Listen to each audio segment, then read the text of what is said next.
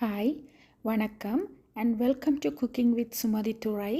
நான் இன்றைக்கு உங்களுக்கு bake banana leaf chicken biryani செய்து காட்ட போகிறேன். இது நல்ல டேஸ்ட்டாக இருக்கும். பனானா லீஃபில் நாங்கள் சும்மா சாப்பிடல சாப்பாடே நல்ல டேஸ்ட்டாக இருக்கும். இந்த பனானா லீஃபில் நாங்கள் இந்த சிக்கன் பிரியாணியை வச்சு பேக் பண்ணினா இன்னும் நல்ல டேஸ்ட்டாக இருக்கும். ஃபர்ஸ்ட் நாங்கள் சிக்கனை மேரினேட் பண்ணுவோம். நான் 1 kg சிக்கன் இன்றைக்கு எடுத்திருக்கிறேன்.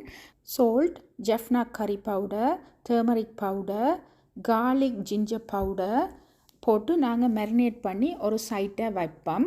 1 hour அப்படி வச்சா கூட டேஸ்ட்டாக இருக்கும். நான் இன்றைக்கு காஷ்மீரி ரைஸ் சேர்த்துருக்கிறேன். அது நல்ல டேஸ்ட்டாக இருக்கும் பிரியாணிக்கு. பே leaves, cinnamon, gloves, cardamom, saffron, salt, oil போட்டு அதை halfway குக் பண்ணி எடுத்து வைக்கிறேன். இப்போ மேரினேட் பண்ணின சிக்கனை நாங்கள் டீப் ஃப்ரை பண்ணுறேன். டீப் ஃப்ரை பண்ணி அந்த சிக்கனையும் செப்பரேட்டாக நான் எடுத்து வைக்கிறேன். இன்னொரு பேனில் garlic ginger chop பண்ணினது, ஒனியன் chop பண்ணின ஸ்மால் பீசஸ் அண்ட் கஜு போட்டு பொரித்து அதையும் செப்பரேட்டாக நான் எடுத்து வைப்பேன்.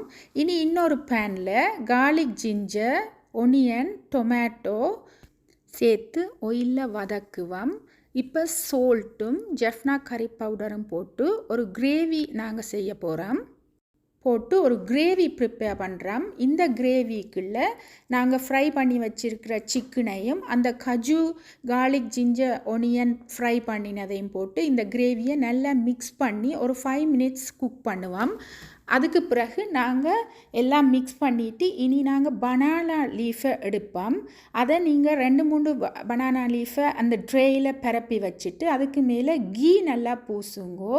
ஃபர்ஸ்ட் லேயரை சமைச்சு வச்ச ரைஸை போடுவோம். செகண்ட் லேயர் இந்த சிக்கன் கறியை போடுவோம். ஒவ்வொரு லேயர்ஸை ஸ்ப்ரெட் பண்ணி நல்லா போட வேணும். தேர்ட் லேயர் மின்ட்டும் கொரியாண்டர் லீஃபும் போடுறேன்.